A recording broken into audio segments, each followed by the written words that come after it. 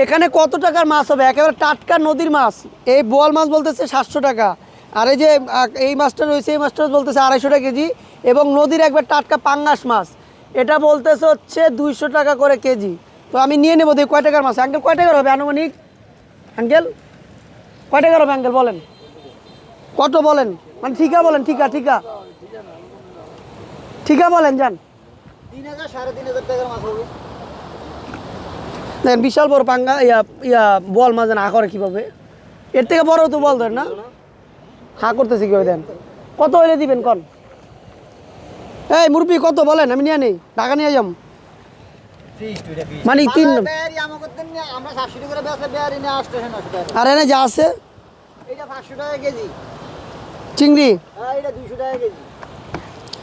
চিংড়ি 500 টাকা কেজি না? 500 টাকা কেজি। আর 200 টাকা কোনটা? এই টাকি টুকি যা আছে। মাশাল্লাহ মাশাল্লাহ। আচ্ছা আপনারা বাঁচেন, দেখি আমি একটা দাম দিয়ে আপনাদের নিয়ে যাব, ঠিক আছে? তো এখানে আপনাদের দেন কত বিশাল বড় মাছ। এগুলো নদীর, একবার নদীর মাছ। যারা খায় তারা বুঝে যে কত টাটকা। আমরা তো সবসময় পালিত মাছ খাই, তাই না? কিন্তু এগুলো অনেক সুস্বাদু।